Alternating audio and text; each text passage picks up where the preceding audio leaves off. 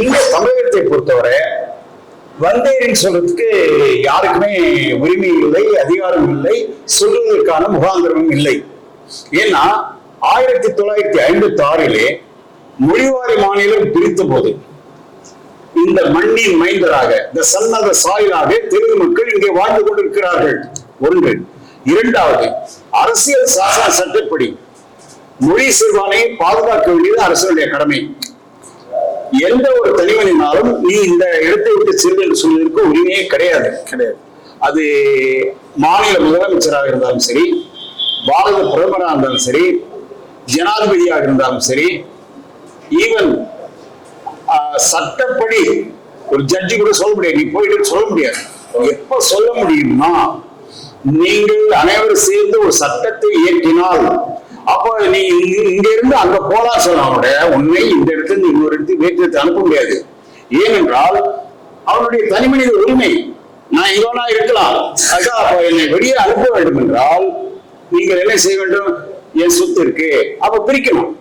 அப்போ இந்த நாடு இரண்டாக மூன்றாக பிறக்கக்கூடிய சூழல் இருக்கிறது. இதனால் அச்சப்பட வேண்டிய அவசியமே இல்லை. இந்த சொல்லுகிற சீமானுக்கெல்லாம் அந்த அதிகாரம் இல்லை. இந்த அரசாங்கம் அவர்களை சரியான முறையில் தண்டிக்கிறது. ஆனால் தான் அவர் இன்னும் பேசிக்கிட்டு போறாரு. அவரால் செய்ய முடியாது. அவர் நாளைக்கு தமிழகத்திற்கு முதலமைச்சராக வந்தாலும் கூட தெலுங்கு மக்களை நீங்க எல்லாம் போகணும்னு சொல்றதுக்கு எந்த அதிகாரம் கிடையாது. அப்படி சொன்னார்னா அவரை நீக்குவதற்கு பிரசிடென்ட்டுக்கு உரிமை உண்டு அரசியல் சாசன சட்டப்படி. அதனால இதை கண்டு வந்து ஐயோ நான் வந்தேரி சொல்லிட்டாலும் பயப்பட வேண்டிய அவசியமே இல்லை. நாம் அவர்களுடைய அதிக அதிகாரமும் அரசியல் பலமும் வாக்கு பலமும் நமக்கு இருக்கிறது. முதல்ல அதை நினைச்சிட்டீங்கன்னா நீ அவனை பத்தி பயப்பட வேண்டியதே. அதாவது இப்போ நம்ம சமுதாயத்துல இருக்கக்கூடிய அருந்ததியினர் அடுக்கப்பட்ட முட்டைகள்ல அடித்தட்டுல இருக்கக்கூடிய மக்களை கூட, அது மாதிரி விளிம்பு நிலையில இருக்கிறவங்களை கூட நீ தெலுங்கானா போ, ஆந்திரா போ அப்படின்னு பேசுறதுக்கான பதில் தெரியாம என் மனசுல மிகப்பெரிய குழப்பம் இருந்தது. இப்ப நீங்க சொன்னதன் மூலியமா நீ ஒருவேளை ஆட்சிக்கே வர முடியாது, ஒருவேளை நீ ஆட்சிக்கு வந்தா கூட எங்களை நீ வந்தேறி நீ வெளியே போன்னு சொல்றத செஞ்சா பிரசிடென்ட்னால உன்னுடைய அரசையே டிஸ்மிஸ் பண்ண முடியும்ன்றது மிகப்பெரிய ஒரு அருமையான ஒரு இதா நான் புரிஞ்சுக்கிறேன். இதன் தொடர்ச்சியா இன்னொரு முக்கியமான கேள்வி என்ன, இடையூறு மன்னிக்கும், இந்த தாழ்த்தப்பட்ட சமுதாயம் சொன்னா 3 பிரிவுகள் இருக்கு. PR, PL and Arunthathiyar. அந்த 18% கோட்டால வரவங்க. தமிழகத்தில் இந்த பிஆர், பிஎல் அந்த சமுதாயங்களை விட்டு விட்டோமா மொத்தம் 79 கம்யூனிட்டி இருக்கு. இந்த பிஆர், பிஎல், அருந்ததியர் 79 கம்யூனிட்டி இருக்கு. அதில் இந்த அருந்ததியர் மட்டும் கிட்டத்தட்ட 39 கம்யூனிட்டியை தெலுங்கு பேசக்கூடிய மொழியை சார்ந்தவர்கள் இன்னைக்கு தமிழகத்தில் வாழ்ந்து கொண்டிருக்கிறார். ஒன்று. இரண்டாவது, இந்த தாழ்த்தப்பட்ட சமுதாயத்தில் 100% எடுத்துக்கொண்டால் 40% அருந்ததியர் மக்கள் தமிழகத்தில் வாழ்ந்து கொண்டிருக்கிறார்கள்.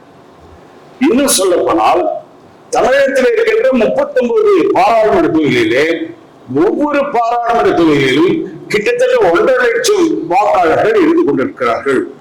அவர்கள் வாயில்லாத பூச்சிகளாக வாழ்ந்து கொண்டிருக்கிறார்கள். நான் இப்போது சொல்வேன், மிகவும் மோசமான நிலையிலே இருக்கின்ற ஒரே ஒரு சமுதாயம் டொசைல் கம்யூனிட்டி என்று சொல்வார்கள். அவர்கள் அருந்ததியர் மக்கள் தான். ஏன்னா அவங்களுக்கு அவங்க இடத்துல பார்த்தா அவங்க என்ன தொழில் செய்யறாங்க, சுத்திகரிப்பு வேலை செய்யறாங்க, பெருக்கிற தொழில் செய்யறாங்க. அவர்கள் இன்னும் வாழ்வினுடைய மேல்நிலைக்கு வர முடியல. அதுக்காகத்தான் நாம போராடி, டாக்டர் ராமதாஸ் கூட போராடி அவர்களுடைய வாழ்வாதாரத்தை பெருக்குவதற்காக உள் ஒதுக்கீடு வேண்டும் என்று நாங்கள் போராடினோம். அந்த போராட்டத்தின் வாயிலாக அந்தியூர் கிருஷ்ணன் அவர்களுடைய வாயிலாக சட்டமன்றத்தில் எடுத்துரைத்தோம். அது காலகட்டம் மாற மாற பின்பு கலைஞரால் அந்த திட்டம் நிறைவேற்றப்பட்டிருக்கிறது. இப்பொழுது 3% அவருக்கு உள் இடஒதுக்கீடு இருக்கிறது. அதனால் அவர்கள் இப்போது மெல்ல மெல்ல டாக்டர்களாக, இன்ஜினியராக வந்து கொண்டிருக்கிறார். அதை எதிர்த்து இப்போ அந்த 3% எதிர்த்து ஒரு கேஸ் கொடுக்க கூடாது. அதாவது மக்கள் தொகை கணக்கெடுப்பு எடுத்ததன் பின்பு எதன் அடிப்படையில நீங்க 3% உள் ஒதுக்கீடு, எதன் அடிப்படையில கிறிஸ்தவர்களுக்கும் முஸ்லிம்க்கும் தனி இடஒதுக்கீடு கொடுத்தீங்க? இதன் அடிப்படை வசதியில இன்னொரு கம்யூனிட்டியை ஒன்னா சேர்த்து அவங்களுக்கு எல்லாம் எம்பிசி கொடுக்குறீங்க. சார், இந்தியாவில் இருக்க அனைவரும் we want to live at par with the other people. நீ வெள்ளை சட்டை போட்டா நானும் வெள்ளை சட்டை போடணும். அதுதான் ஜனநாயகம். அதை விட்டுட்டு அவனுக்கு ஏன் கொடுத்த எது கொடுத்தேன்னு சார் உன்னுடைய பங்கு பிரிச்சு கொடுக்கல. அதான் அவங்க வந்து மக்கள் தொகை கணக்கெடுப்பு நடத்தி 3% 5% கூட கொடு அப்படின்னு சொல்றாங்க. இப்ப ஏன் கொடுக்கணும், அப்ப நான் அதை நிறுத்துவேன் அப்படின்றது பேர்ல இது அரசியலுக்காக லாபத்திற்காக தன் சொந்த கட்சியை காப்பாற்றிக் கொள்வதற்காக. என்னன்னா இப்போ திருமாவளவன் இருக்கிறார். அவர் வந்து PR சமுதாயத்தை சார்ந்து சென்னையிலிருந்து திருச்சி வரதான் அவருடைய ஆளுமை இருக்கு. அவர்களை விட அதிகமா இருக்கு. நீ சென்னை எடுத்துக்கிட்ட 93 அருந்தேறு காலனிகள் இருக்கு. எந்த சட்டமன்ற உறுப்பினரும் சென்னையிலே ஆக வேண்டும் என்றால் அந்த அருந்தேறு மக்கள் ஓட்டு போட ஜெயிக்க முடியும். ஒவ்வொரு காலனிலும் 10,000 பேர் 5,000 பேர் புல்லாபுரம் சரி மற்ற எந்த இடத்துல இருந்தாலும் 5,000 பேர் 10,000 பேர் ஒரு காலனி. அவங்க நிலைமை பார்த்தா அந்த ஒரே மலஜலம் கழிச்சிருப்பாங்க. அந்த நிலையில வாழ்றான். எந்த PRO PLO அந்த சமுதாயத்தில் இருக்காங்க சொல்லுங்க பார்க்கலாம். PL இருக்கு அரசியல் பலம் இவர்களுக்கு இருக்கா? யார் இருக்காங்க? அருந்தேருக்கு யாருமே இல்ல. அரசாங்கம் கவனிக்கல. இன்னும் கூட சொல்ல போனா எந்த கட்சியில திமுக இருக்கட்டும் அதிமுக இருக்கட்டும் அவருடைய மாவட்ட சபை எத்தனை பேர் அருந்தேறி இருக்காங்க? ஒருத்தர் கிடையாது. சென்னையை பொறுத்தீங்கன்னா 93 காலம் இருக்கு. ஒரு அருந்தேறி கூட இடம் தரல திமுகவும் சரி அதிமுகவும் சரி. அப்போ இவர்களை புறக்கணிக்கிறார்கள். வேண்டுமென்றே புறக்கணிக்கிறார்கள். ஏன் புறக்கணிக்கிறாங்கன்னா அப்பதான் அவங்க நம்ம கைக்குள்ள போட்டு முடியும் புறக்கணிக்கிறாங்க. ஏன்னா அவருக்கு ஒரு லீடர்ஸ் கிடையாது. லீடர் கிடையாது. நீங்க எதிர்த்துக்கிட்டுனா திருமாவளவன் எதிர்க்கணும். PL எதிர்த்துனா கிருஷ்ணசாமி ஜான் எதிர்க்கணும். ஆனா அருந்த லீடர் கிடையாது. இது வந்து அப்படியே சிதறி இருக்கு. அந்த நிலைமையை தான் இந்த நாயுடுக்கு வரக்கூடாதுன்னு தான் நாம இன்னைக்கு பேசிக்கிட்டு இருக்கோம். இதோட சேர்த்து இந்த தமிழ் தேசியம், போலி தமிழ் தேசியம்னு எல்லாம் சொல்றாங்க. ஒரு சில பேர் இதுதான் உண்மையான தமிழ் தேசியம்னு சொல்றாங்க. அப்படி ஒரு தமிழ் தேசியத்தை இங்க உருவாக்க முடியாது அது நீங்க சொன்னாலும் எதன் அடிப்படையில இப்போ 24 MLA ஆளுங்கட்சியில மாற்று சமுதாயத்தை இப்போ ஈரோடு கிழக்குல இளங்கோ அவர் இறந்துட்டாரு, நம்ம வருத்தத்தை தெரிவிச்சுக்கிறோம். 23 MLAக்கள் இருக்கிறாங்க. இது உங்களுக்கு கொடுத்தது பத்தாதா? இது ஆந்திராலயோ இல்ல கர்நாடகாலயோ ஒரு தமிழனால இத்தனை MLA ஆக முடியுமா அப்படின்னு கேட்கக்கூடிய கேள்வி நியாயம் தானே சார்? சார் அது ரேஷன் எனக்கு வந்து 1 கிலோ தான் நீங்க கொடுக்கணும். என்ன ரேஷன் இருக்கு சார்? நான் நிக்கிறேன் சார். அந்த தொகுதியில என்ன ஜெயிக்க வைக்கிறதுக்கு மக்கள் இருந்தா அதுக்கு நீ யாரு வாத்தியாரா? மக்கள் தானே ஓட்டு போட்டு தேர்ந்தெடுக்கிறாங்க. மக்கள் தான் தேர்ந்த நீ இல்ல, அவன் ஜாதி பார்க்கல. அப்ப நீ வந்து PRக்கு ஏன் சார் அவரு 2 சீட்டு கேட்கிறாரு? 1.5% இருக்கு. PRக்கு வந்து 2 பாராளுமன்ற தொகுப்பு இருக்கும்.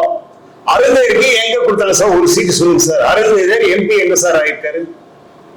அதுல ஏன்னா take it granted. அதனால அது நான் இப்ப சமீபத்துல ஒரு கர்நாடகால ஒரு சில பேர்கிட்ட கலந்துரையாடுறப்ப 17 MLAக்கள் மாற்று மொழி பேசக்கூடியவர்கள் அங்கே MLAவா இருக்கிறாங்க சார். அந்த கணக்கு இவங்க ஒரு பிரச்சாரம் பண்றாங்க இல்லைங்களா? எவன் ஒருவன் உன் தாய்மொழியை உன்னை விட சிறப்பாக பேச கற்றுக்கொண்டானோ ஆனால் அவன் உன்னை அடிமைப்படுத்தி ஆள துடிக்கின்றான் என்ற அர்த்தம் என மேடை தோறும் சீமான் பேசி வருகிறார். இப்ப அதன் மூலியமா இளைஞர்களுக்கு ஒரு பதட்டம் வருது. ஐயோ நம்மள வந்து இங்க நாளைக்கு நம்மளையே இவங்க வந்து ஆக்குபை பண்ணி இவங்க எல்லாத்தையுமே முடிச்சிருவாங்களா? ஏற்கனவே அப்படி அடிமைப்பட்டுதான். ஏன்னா விஜயநகர பேரரசு காலத்துல இருந்து இவங்க விதிச்ச வரியின் காரணமாக இவங்களால் எடுக்கப்பட்ட நிலத்தின் காரணமாக தான் நாம இன்னைக்கு இப்படி இருக்கோம், அவங்க அப்படி இருக்கிறாங்கன்றதான் மேடை தரும் அவர் பேசுகிறார். இதனால ஒரு தவறுதலான வழிகாட்டுதலின் பேரில் மிக பெரிய அளவுக்கு குறிப்பா திராவிடம்னு சொல்லி அவர் பேசுறது திராவிடத்தை எதிர்க்கிற சார். 99% தெலுங்கர்களை மட்டுமே குறிவைத்து மேடை தோறும் பேசி வருகிறார். இது கருத்து சார். நீங்க தமிழ் தேசியம் பேசுறீங்க. முதல் கருத்துக்கு நான் பதில் சொல்லிடுறேன். தமிழ் தேசியம்னா என்ன சார்? தமிழுக்காக ஆற்றுல ஒரு துண்டுன்னு வச்சுக்கலாம். இது அப்படி இல்லை. இது 1965 பிறகு இந்த மொழியை வச்சு பண்ணக்கூடிய அரசியல் ஆயிடுச்சு. ஏன்னா ஒருத்தனை வந்து அவன் மொழியை வச்சு நமக்காக போராடுறான், நம்ம தமிழ் தானே போராடுறான் அப்படின்ற ஒரு எண்ணத்தை விதித்திருக்கிறார்கள். அது மிக மிக மிக தவறு சார். அப்படி தமிழுக்குத்தான் ஆற்றல்னா ஒரு 1000 புக்கை ரிலீஸ் பண்ணி ஃப்ரீயா கொடுங்க. ஏன் கொடுக்க பண்ணி அப்ப தமிழ் வளராதா? யாரும் செய்யறதில்லை. இது வந்து போலி தேசியம். அது தமிழ வளர்க்கணும்னா தமிழ் பேச தெரியாதவனும் தமிழ் பேசினாதான்டா தமிழ் வளரும்ன்றத சொன்னாலுமே அவங்க அதை புரிஞ்சுக்கக்கூடிய மனப்பக்குவத்தில் இல்ல. நீங்க பேசாதீங்க தமிழ்ன்னு சொல்லாதீங்க, உங்களுக்கு நான் தமிழ் யாரு முதல்ல எனக்கு தெரியும் சார். தமிழர்னா யாரு?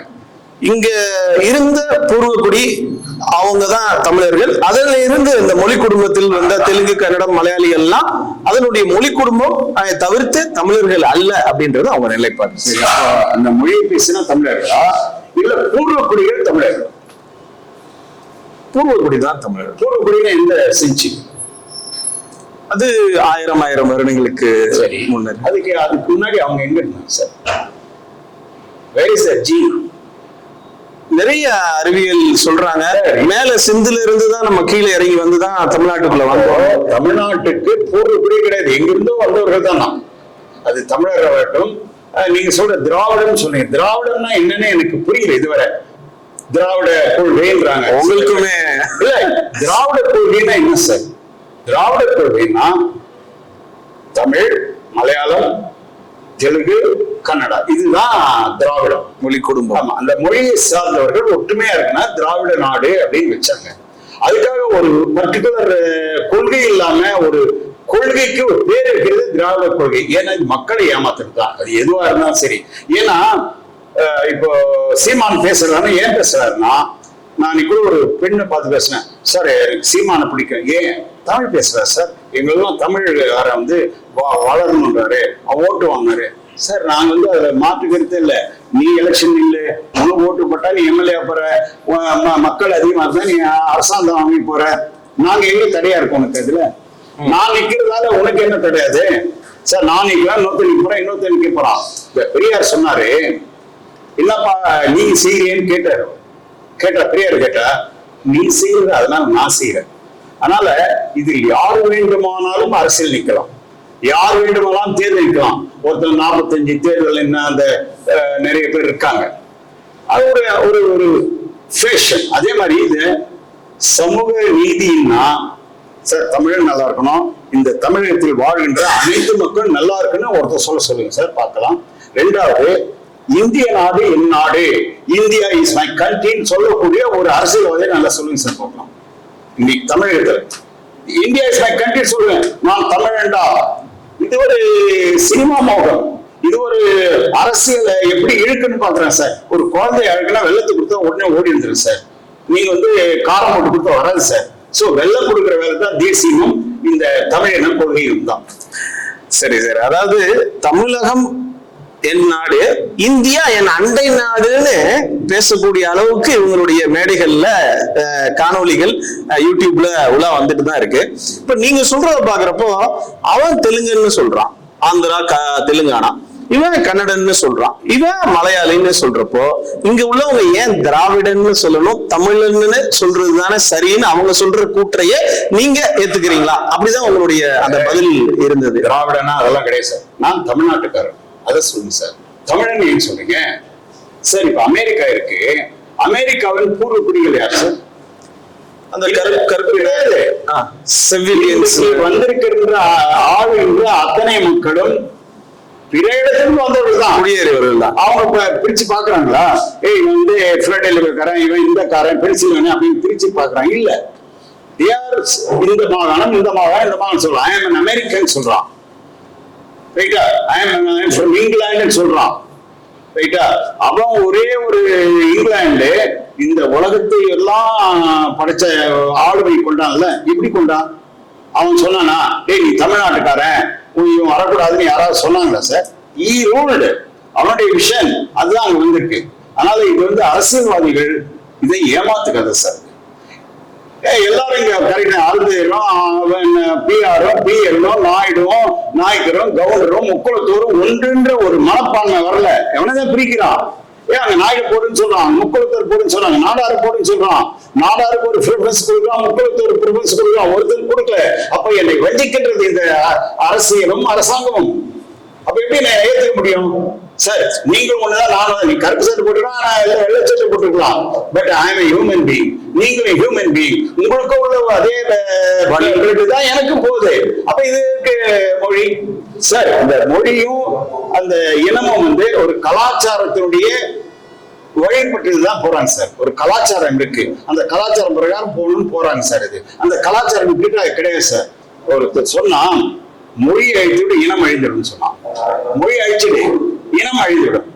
அதனால இதெல்லாம் ஒரு ஓட்டு வாங்குறதுக்கான இப்ப நான் ஓட்டு போட மாட்டேன், தெலுங்குக்காரன் ஓட்டு போட மாட்டேன்னு சொல்லுங்க, எந்த மேல ஜெயிக்க முடியாது சார். நான் இன்னைக்கு சொல்றேன், தமிழகத்தில் 40 தொகுதிகளே நாயுடுக்கள் வெற்றி பெறக்கூடிய தொகுதி இருக்கு.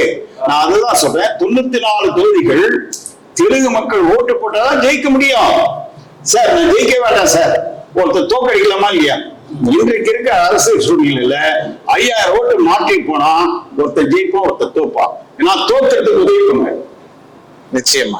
ஆமா, நீங்க சொன்னதுபடி பார்த்தோம்னா ஒருத்தர் தமிழகத்தை ஆளணும்னா யாரு அந்த 45% வாக்குகள் வச்சிருக்காங்களோ அவங்கதான் ஆள முடியும். ஒரு 8% அடுத்த எலெக்ஷன்ல நான் 10% வரேன், நான் தான் ஆட்சி பண்ண போறேன் அப்படின்னு ஒரு கூட்டத்தை, ஒரு இளைஞர் கூட்டத்தை ஒரு தவறுதலா வழி நடத்தி அவங்கள வந்து ஒரு வன்முறையாளர்களாகவும் உருவாக்கிட்டு இதன் மூலயமா வந்து நமக்கு ஏற்பட்டுள்ள ஒரு பயம். ஏன்னா நம்மளுடைய மக்கள் வந்து பாத்தீங்கன்னா அவங்க மனசுலே நம்ம இரண்டாம் தர இந்த தமிழ்நாட்டுல அப்படின்ற எண்ணம் பரவலா நான் போற ஊர்கள்ல எல்லாத்துலயும் பேசுறாங்க. நமக்கு ஏன்பா வம்பு, நமக்கு இது தேவையில்லாத பிரச்சனைப்பா, அவன் பேசிட்டு போறான், அவன் சொல்லிட்டு போறான், அந்த மாதிரி வந்து அவங்க சொல்லிட்டே போறாங்க.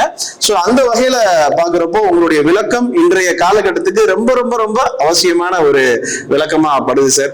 இதன் தொடர்ச்சியா நீங்க நம்மளுடைய இது சேனலுக்கு தொடர்ச்சியா வரணும், நிறைய கருத்துக்களை பகிர்ந்துக்கணும். இன்று வருகை தந்தமைக்கு நம்ம காவல்காரன் PM பாரத் மீடியா சார்பாக எங்களுடைய மனமார்ந்த நன்றிகளை தெரிவிச்சுக்கிறோம். நன்றி. மேலும் உங்களுடைய கருத்துக்களை என்னிடமிருந்து பெற்று மக்களுக்காக அளிக்கும் உங்களுக்கு, உங்களுடைய சேவைக்கு பாராட்டுதல் தெரிவிக்கிறேன். நிறைய உங்களை போன்ற அந்த சமூக பார்வை, அதாவது இதுதான் வந்து ஒரு சமூக நீதின்றதுக்கான உங்களுடைய பேச்சின் மூலியமா புரிஞ்சுக்கிட்டோம். நமக்கு அந்த சிறு லிங்குஸ்டிக் மைனாரிட்டி, மொழிவாரி சிறுபான்மையினருக்கு ஏற்பட்டுள்ள பாதுகாப்பு இன்மையை இந்த வீடியோ மூலியமா நம் மக்கள் ஒரு எழுச்சி பெற்று நமக்கும் ஆள் இருக்காங்க, தலைவர் சென்னையில இருக்கிறாரு அப்படின்ற ஒரு பாசிட்டிவான ஒரு ஆட்டிடியூடோட வரும் காலங்களில் நாம பயணத்தை தொடரலாம். வந்து கலந்துட்டமைக்கு நன்றி சார். வணக்கம். நன்றி.